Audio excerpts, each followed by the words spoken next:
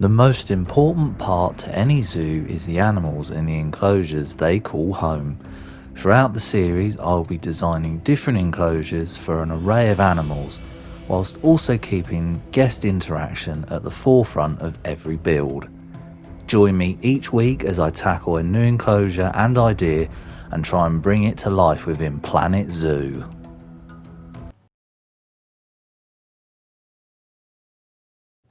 Today I'm going to be building a Pygmy Hippo enclosure.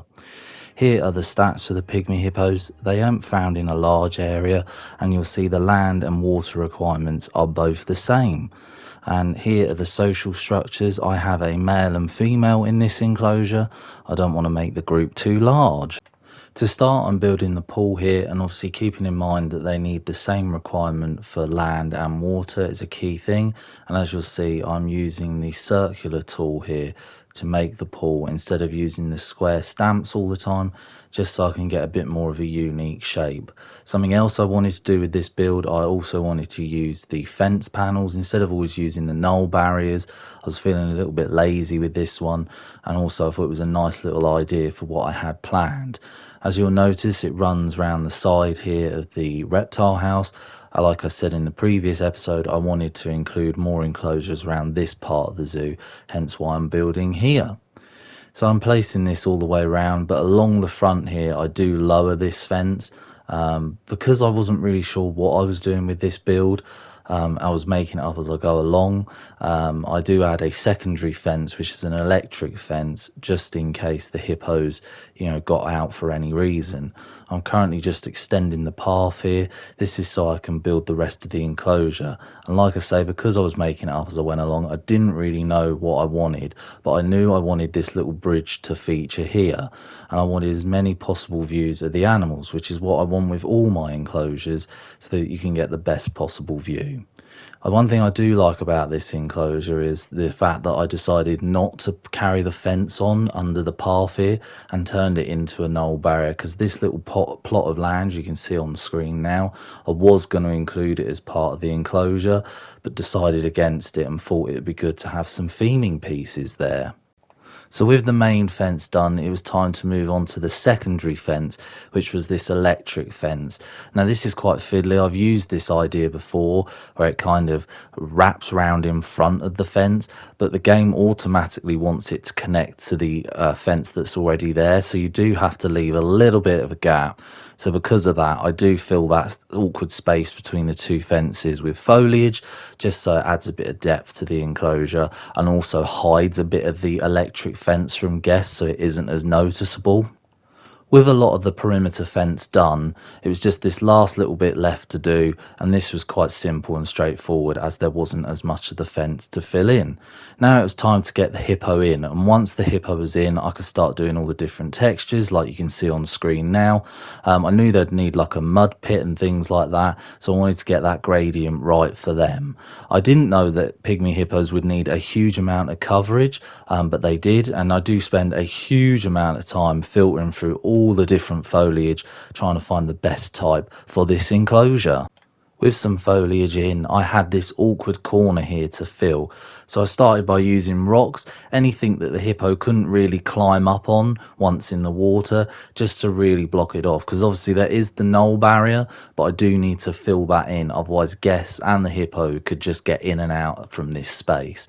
So I spend a bit of time theming this up, and it's nice to use some rock work because I haven't used this for a little while now, and it's just nice to have that feature in this. Here is the big trees that I toy with. I do chop and change my mind, and I later go back to a really giant tree there just to add some height to this end of the zoo. Next came a really fun part of this build, putting in the enrichment pieces. Now obviously I didn't have this luxury when building the reptile house previously, so it was nice to come back to this, and this shelter was perfect as it matched the fencing that I had used. I also love the little mud pool off to the left there, as it's a nice little play feature for the hippos. Now with the inside of the enclosure done, it was time to theme up this bridge.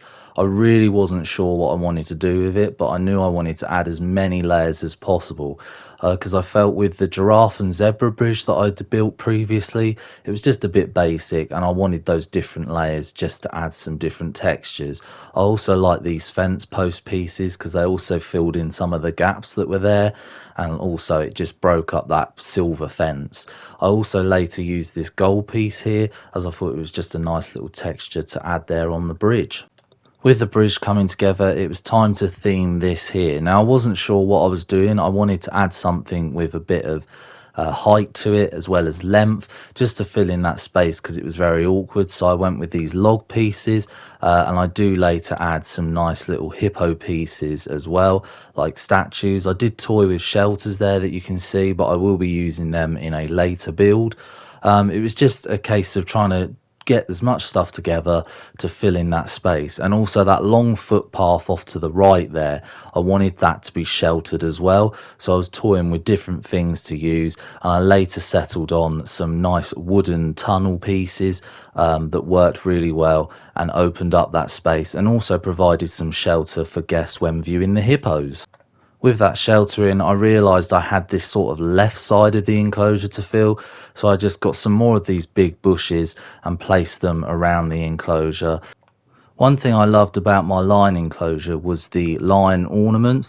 Now, I'm aware these aren't pygmy hippos, but I decided to put these in anyway because the plan is behind that there, I'm thinking of including a hippo enclosure. I might as well have them next to each other as they are cousins. So I was just placing as many of these around as possible, knowing that later on I will build on that. I also thought it broke up the wall, even though it's a very similar colour and texture.